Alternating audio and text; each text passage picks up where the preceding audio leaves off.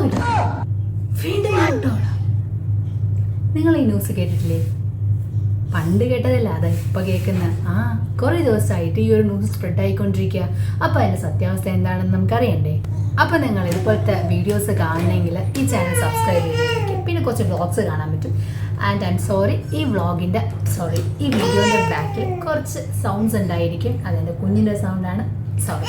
Hi guys, അപ്പോൾ നമ്മൾ ഇന്ന് ഈ വീഡിയോയിൽ കാണാൻ പോകുന്നത് കോവിഡ് വന്നോ, നമ്മളത് സീരിയസ് ആയിട്ട് എടുക്കണോ, ലോക്ക്ഡൗൺ ഉണ്ടാവുമോ, അപ്പോൾ ബാക്കി കാര്യങ്ങൾ എന്തൊക്കെയായിരിക്കും അറിയണ്ടേ?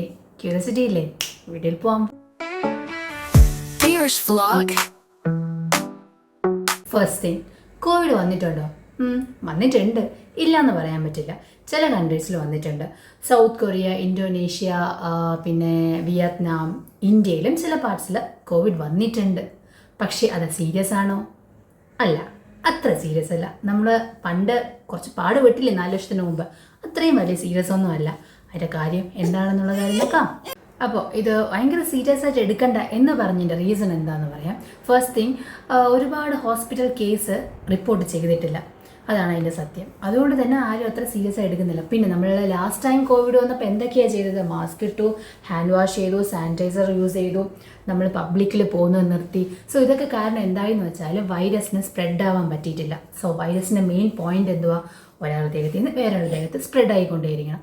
പക്ഷേ ഈ ഒരു കേസ് നമ്മൾ ഇത്രയും പ്രിക്കോഷൻസ് എടുത്തതുകൊണ്ട് തന്നെ വൈറസിന് സ്പ്രെഡ് ആകാൻ കഴിഞ്ഞില്ല. അതുകൊണ്ട് അതിൻ്റെ വീര്യം, അതിൻ്റെ ഒരു പവർ അങ്ങനെ റെഡ്യൂസ് ആകാൻ കഴിയും. മോസ്റ്റ്ലി വൈറസ് സ്പ്രെഡ് ആവാനല്ലേ ശ്രമിക്കൂ. അപ്പോൾ നമ്മൾ എന്ത് ചെയ്തു?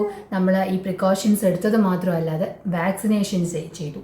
അപ്പോൾ അതിൽ ഇമ്മ്യൂണിറ്റി നമ്മുടെ ബോഡിയിലുണ്ട്. അതുകൊണ്ട് തന്നെ അതിന് നമ്മളെ കൂടുതൽ അറ്റാക്ക് ചെയ്യാനോ ഒന്നും പറ്റാത്തത് കൊണ്ട് ഡെത്ത് റിപ്പോർട്ട് വന്ന് റെഡ്യൂസ് ആയി. അതുകൊണ്ടാണ് പറഞ്ഞത് ഈ കോവിഡ് അത്ര വലിയ സീരിയസ് ആയിട്ട് എടുക്കേണ്ട ആവശ്യമില്ല. സീരിയസ് എടുക്കേണ്ടതെന്ന് ഞാൻ ഈ വീഡിയോസിൽ ഫുള്ളാக പറഞ്ഞെന്ന് പറഞ്ഞിട്ട് നിങ്ങൾ പ്രിക്കോഷൻ എടുക്കാതിരിക്കേണ്ട. ചില പ്രിക്കോഷൻസ് ഒക്കെ ആവശ്യമാണ്.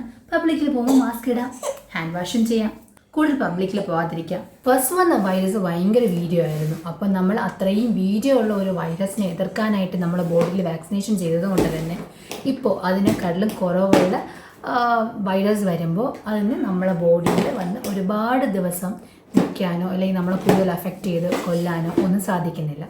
So don't worry, we are safe. അപ്പോൾ നിങ്ങളുടെ ഫ്രണ്ട്സിൽ ആരെങ്കിലും ഈ ഒരു ടോപ്പിക്കിനെ കുറിച്ച് സംസാരിക്കുന്നുണ്ടെങ്കിൽ, അയ്യോ എടാ കോവിഡ് വന്നു എന്നാരെങ്കിലും പറയുന്നുണ്ടെങ്കിൽ അവർക്ക് ഈ വീഡിയോ ഷെയർ ചെയ്ത് കൊടുക്കുക. അപ്പോൾ നെക്സ്റ്റ് വീഡിയോയിൽ കാണാം. ബൈ.